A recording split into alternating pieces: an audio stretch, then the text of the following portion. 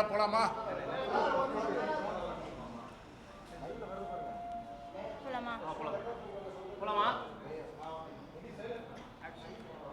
கடந்த ஆகஸ்ட் 1ஆம் தேதி முதல் இன்றைக்கு 13ஆம் தேதி வரை கடந்த 13 நாட்களாக மண்டலம் 5 மற்றும் மண்டலம் 6க்குட்பட்ட தூய்மை பணியாளர்கள் ரிப்பன் வளாகத்தில் தொடர்ந்து ஆர்ப்பாட்டம் நடத்தி வரார்கள். தூய்மை பணியாளர்களின் கோரிக்கைகள் இரண்டாக இருந்தது. இத்தனை நாள் நாங்கள் தூய்மை பணியில் மாநகராட்சி சார்பாக ஈடுபட்டு வந்தோம். இன்றைக்கு தனியாராக மாற்றும் பொழுது எங்களுடைய பணி பாதுகாப்பும் அதேபோல் இதற்கு முன்னர் நாங்கள் வாங்கி கொண்டிருந்த ஊதிய பாதுகாப்பும் எங்களுக்கு வேணும் அப்படின்றத கோரிக்கையாக முதல்ல முன்வைத்திருந்தார்கள். தொடர்ந்து பெருநகர சென்னை மாநகராட்சி சார்பாக அந்த அமைப்புடன் பல்வேறு கட்ட பேச்சுவார்த்தைகள் நடைபெற்றது. மாண்புமிகு துறையின் அமைச்சர் அண்ணன் KN நேரு அவர்களும், மாவட்ட அமைச்சராக இருக்கக்கூடிய மாண்புமிகு இந்து சமய அறநிலைத்துறை அமைச்சர் அண்ணன் PK சேகர்பாபு அவர்களும், இங்கே இருக்கக்கூடிய பெருநகர சென்னை மாநகராட்சியின் ஆணையர் அவர்களும், இணை ஆணையர் சுகாதாரம் அவர்களும் உடனிருந்து அவர்கள் தரப்பிலிருந்து 5 பிரதிநிதிகளும் மற்றும் தூய்மை பணியாளர்களும் உட்பட்டு நம்முடைய வளாகத்திலே பல்வேறு கட்ட பேச்சுவார்த்தைகள் நடைபெற்றது. ஒவ்வொரு முறையும் அவர்கள் கோரிக்கைகள் ஒவ்வொரு விதத்தில் இருந்தது. முக்கியமான கோரிக்கைகள் அவருடைய பணி பாதுகாப்பும் அவர்கள் வாங்கி கொண்டிருந்த ஊக்கத்தொகை சேலரி பாதுகாப்பு அப்படின்றதாக குறிப்பிட்டிருந்தாங்க. அதை தொடர்ந்து பல்வேறு கட்ட பேச்சுவார்த்தையின் அடிப்படையில் அவர்கள் தரப்பிலும் நீதிமன்றத்துக்கு சென்றிருந்தார்கள். நம்முடைய மாநகராட்சி தரப்பிலிருந்தும் நீதிமன்றத்துக்கு சென்றிருந்தார்கள். இன்றைக்கு பில் வந்திருந்தது. அதன் அடிப்படையில் நீதிமன்றம் தீர்ப்பினை வழங்கியிருக்கிறது. மாநகராட்சி போராட்டம் நடக்கக்கூடிய இடம் இல்லை அப்படின்றத அவர்கள் தெரிவித்திருக்கிறார்கள். இங்கிருந்து உடனடியாக அவர்களை அப்புறப்படுத்துமாறு நீதிமன்றத்தில் நம்மளுக்கு தீர்ப்பு வழங்கப்பட்டிருக்கிறது. சென்னை மாநகராட்சிகளில் போராட்டம் நடத்தணும் அப்படின்றதுக்கு சில இடங்கள் இருக்குது. அதுக்கு போலீஸ் பெர்மிஷன் வாங்கிட்டு அந்த பகுதிகளில் அவங்க போராட்டத்தை மேற்கொள்ளலாம். ஆனால் ரிப்பன் வளாகம் அப்படின்றது போராட்டம் நடத்தக்கூடிய இடம் இல்லை அப்படின்ற வகையில் தீர்ப்பு இன்றைக்கு வழங்கப்பட்டிருக்கிறது. அதே அடிப்படையில் இங்கே இருக்கக்கூடிய தூய்மை பணியாளர்கள் இங்கிருந்து அவர்கள் கடந்து செல்லுமாறு கேட்டுக்கொள்கிறோம். அதன் தொடர்ச்சியாக நம்முடைய நீதிமன்றத்தில் வரக்கூடிய 31ஆம் தேதி வரை மாநகராட்சிக்குட்பட்ட இதற்கு முன்னாடி இருந்த தூய்மை பணியாளர்கள் வரக்கூடிய நாட்களில் தனியார் நிறுவனமுடன் இணைந்து 31ஆம் தேதி வரை கால அவகாசம் எடுத்திருக்கிறார்கள். 31ஆம் தேதிக்குள் அவர்கள் மீண்டும் பணியில் திரும்புமாறு கேட்டுக்கொள்கிறோம். என்றுமே சென்னை மாநகராட்சி அவர்களுக்கு திறந்திருக்கும் அப்படின்றதை தெரிவித்திருக்கிறோம். இன்றைக்கும் நீதிமன்றத்தில் தீர்ப்பு வந்த பிறகும் மாண்புமிகு துறையின் அமைச்சர் அண்ணன் KN நேரு அவர்களும், மாண்புமிகு அமைச்சர் அண்ணன் PK சேகர்பாபு அவர்களும், மாநகராட்சி ஆணையர் அவர்களும், இணை ஆணையர் அவர்களும், நானும் துணை மேயர் அவர்களும் ஒருங்கிணைந்து அவர்களுடன் இணைந்து பேச்சுவார்த்தைக்கு அழைத்தோம். முதல் கட்டமாக அவர் பேச்சுவார்த்தையை தெரிவித்து நாங்கள் போயிட்டு கலந்து ஆலோசித்து வரோம் அப்படின்றத தெரிவித்திருந்தார்கள். தொடர்ந்து 3-4 மணி நேரமாக துறை அமைச்சரும் மாவட்ட அமைச்சர் அண்ணன் PK சேகர்பாபு அவர்களோடும் இங்கே இருந்து வெயிட் பண்ணியிருந்தாங்க. இது வரைக்கும் அவங்களோட கருத்துக்களை தெரிவிக்கல.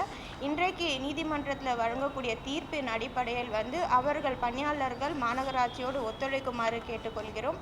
தூய்மை பணியாளர்களுக்கு என்றுமே மாநகராட்சியின் பணி பாதுகாப்பு இருக்கும் அப்படின்றது மாநகராட்சி சார்பாக தெரிவித்துக் கொள்கிறோம். மேடம், ஆல்ரெடி 11 ஜோனில் நம்ம ப்ரைவேட் கொடுத்துட்டோம். இந்த பர்டிகுலராக 2 ஜோனில் ப்ரைவேட்டை விளக்குறதுக்காக மாநகராட்சி ஏன் இன்னும் முடிவெடுக்க மாட்டாங்க? ஏன்னா 13 நாளாக வெயில் மழைன்னு போராட்டம் பண்ணிட்டு இருக்காங்க. இந்த 2 ஜோனுக்கு மட்டும் ஏன் மாநகராட்சி இல்லை? மாநகராட்சி சார்பாக பல்வேறு கட்டத்தில் பேச்சுவார்த்தைகள் அவர்கள் தரப்பில் நடத்தியிருக்கோம். கிட்டத்தட்ட ஒரு இரவு நைட்டு 1 மணி 2 மணி வரலாம் கூட பேச்சுவார்த்தை மாநகராட்சி சார்பாகவும் அவங்க சார்பாகவும் நடத்தியிருக்கிறோம். ஸோ பணியாளர்களுக்கு பணி பாதுகாப்பு தான் முக்கியமாக அவங்க வைத்திருக்கக்கூடிய கோரிக்கை. அதை மாநகராட்சி சார்பாக முற்றிலுமாக அந்த பணி பாதுகாப்பு வழங்கப்படும் அப்படின்றத தெரிவித்துக்கிறேன். அது மட்டும் இல்லாத இதற்கு முன்னாடி இருந்த தூய்மை பணியாளர்களுக்கு இந்த நிறுவனத்தில் சேருவது மூலயமா பல்வேறு வகையில் அவர்களுக்கு இருக்கிறது. இப்போ PF இருக்குது, ஹெல்த் இன்சூரன்ஸ் இருக்குது, அதே போல் அவர்களுடைய குழந்தைகள் கல்வி ஊக்கத்தொகை இருக்குது, அதே போல் போனஸ் இருக்குது, பண்டிகை காலங்களில் சிறப்பு பரிசுகள் இருக்குது. இந்த மாதிரி பல்வேறு வகையில் அவர்களுக்கு பெனிஃபிட்ஸ் அதிகமாக இருக்கக்கூடிய வகையில் தான் நம்ம வந்து செயல்பட்டு வருகிறது தெரிவித்துக்கிறோம்.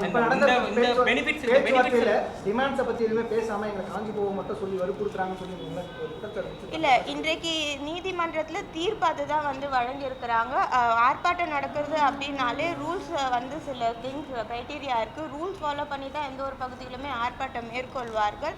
இப்பயுமே வந்து போலீஸ் கிட்ட ரூலுக்கு வந்து என்ன ப்ரொசீஜரோ அவங்க ஆர்ப்பாட்டம் மேற்கொள்ளக்கூடிய சூழல் அவங்களுக்கு தேவை இருக்குது அப்படின்னா பெர்மிஷன் வாங்கிட்டு ஆர்ப்பாட்டம் நடத்துறதுக்கு சென்னை மாநகராட்சியில் சில பகுதிகள் இருக்குது. அந்த பகுதிகளில் வந்து அவங்க அதை மேற்கொள்ளலாம்.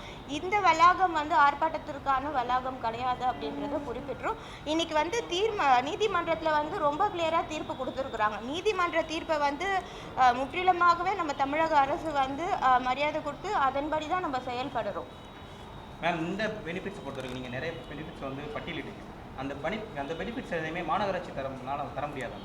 இல்லை, இதற்கு முன்னே வந்து இந்த பெனிஃபிட்ஸில் ஒரு சில கேட்டகரி தான் வந்து அந்த தூய்மை பணியாளர்கள் வழங்கப்பட்டிருந்து இன்றைக்கு வந்து ஒரு ஸ்ட்ரக்சர்டாக ஒரு ஆர்கனைஸ்டாக வந்து அவங்களுக்கு கம்ப்ளீட்டாக வந்து சேஃபாக இருக்கக்கூடிய ஒரு ஒர்க் ஸ்ட்ரக்சர் தான் நம்ம கொடுக்குறோம். ஸோ அதனால் தூய்மை பணியாளர்கள் வந்து நம்பிக்கையாக மாநகராட்சியில் வரலாம். அதே போல் என்றுமே வந்து மாநகராட்சி தூய்மை பணியாளர்களின் கோரிக்கைகளோ அவர்கள் எழுப்பக்கூடிய குரலை கேட்க நம்ம மாநகராட்சி தயாராக இருக்கிறது. அவங்க தரப்புலேருந்து சொல்லும் போது எல்லாமே குறிப்பிட்டு சொல்கிறாங்க. நிறைய பேர் அரசு அதிகாரிகளுக்கு வந்து எல்லா பெனிஃபிட்ஸையும் அரசால கொடுக்க முடியுது, தூய்மை பணியாளர்கள் மட்டும் எந்த பெனிஃபிட்ஸையும் அரசால கொடுக்க இல்ல. பெனிஃபிட்ஸ் தான் நான் இப்போ இத்தனை பெனிஃபிட்ஸ் வந்து குறிப்பிட்டு இல்ல மேடம், தனியார்ட்ட விட்டு தான் கேக்குறாங்க. அதுதான் நான் குறிப்பிட்டு தெரிவித்திருந்தேன். இன்னைக்கு தனியார் மூலமா நம்ம எடுக்கக்கூடியதுனால பல்வேறு வகையில வந்து அந்த பெனிஃபிட்ஸ் எல்லாமே இருக்கு. ஸோ நம்ம மாநகராட்சியோட ஒப்பந்த அடிப்படையில் தான் வந்து இதை நம்ம பணிகள் மேற்கொள்றோமே தவிர அட்லாஸ்ட் ஓனர்ஷிப் மாநகராட்சிக்குள்ள தான் இருக்கும். ராம்கிக்கு வந்து குறிப்பிட்ட காலங்கள் ஒப்பந்தம் பண்றோம். அதுக்கப்புறம் தேவைன்னா அதை எக்ஸ்டெண்ட் பண்ணி தான் நம்ம பணிகள் வந்து மேற்கொள்றோம். அவங்களுக்கு அந்த அதே ஊதியம் தரப்படும் மேடம். ஊதியம் அதே ஊதியம் தரப்படுமா? இல்ல, ஊதியம் பொறுத்த வரைக்கும் இன்றைக்கு வந்து பல்வேறு வகையில் அதர் பெனிஃபிட்ஸ் வந்து நம்ம வழங்கிட்டு வரோம். ஊதியத்தை குறித்து குறிப்பிடும் பொழுது அவங்க பணியில் வந்து ஃபஸ்ட்டு சேரட்டும். சேர்ந்தோடனே வரக்கூடிய நாட்களில் வந்து அது நிறைய ப்ரொசீஜர் இருக்குது, பேப்பர் ஒர்க் இருக்குது. ஒரு நாளில் எடுக்கக்கூடிய முடிவு இல்லை. ஃபஸ்ட்டு பணியில் சேர்ந்த பிறகு அது கண்டிப்பாக பரிசீலிக்கப்படும் அரசு சார்பாக. இல்லை, நெகோசியேஷன் டாக் ஃபெயிலியர் நீங்கள் எடுக்க முடியாது. இன்றைக்கு 2 வகையில் வந்து வழக்கு மேற்கொள்ளப்பட்டிருக்குது. மாநகராட்சி சார்பாகவும் சரி அவங்க சார்பாகவும் 2 வகையில் வழக்கு ஏற்பட்டிருக்கு. அதில் ஒரு வழக்குக்கு வந்து இன்னைக்கு தீர்ப்பு பில் போனவங்களுக்கு வந்து இன்னைக்கு தீர்ப்பு வந்திருக்கு. தீர்ப்பின்படி மாநகராட்சியோட வளாகத்தில் வந்து அவங்க வந்து தொடர்ந்து இதை கடைபிடிக்கக்கூடாதுன்றதை தெரிவித்திருக்கிறாங்க. நீதிமன்றத்தை மதிக்கக்கூடிய அரசு தான் தமிழக அரசுன்ற அடிப்படையில் பணியாளர்களையும் மாநகராட்சிக்கு சப்போர்ட் பண்ண மாதிரி தான் நாங்கள் தெரிவித்திருக்கிறோம். அதே போல் இன்னொரு தீர்ப்பு வந்து கோர்ட்டில் இருக்குது. வரக்கூடிய தீர்ப்பின் முடிவின் அடிப்படையில் வந்து வரக்கூடிய நாட்களில் வந்து இல்லை, நீதிமன்றத்தை மதிக்கக்கூடியது தான் தமிழக அரசுன்றதை மீண்டும் மீண்டும் தெரிவிக்கிறேன். ஊதியத்திற்கு மாநகராட்சி உத்தரவாதம் அளிக்குமா? அடுத்த கட்ட நிறைய இல்லை, இப்போ அதுவும் வந்து வழக்கில் இருக்கிறது. அதுக்கான தீர்ப்பு வந்த பிறகு தீர்ப்பின் அடிப்படையில் வந்து மாநகராட்சி செயல்படுன்றது தெரிவித்துக்கிறேன்.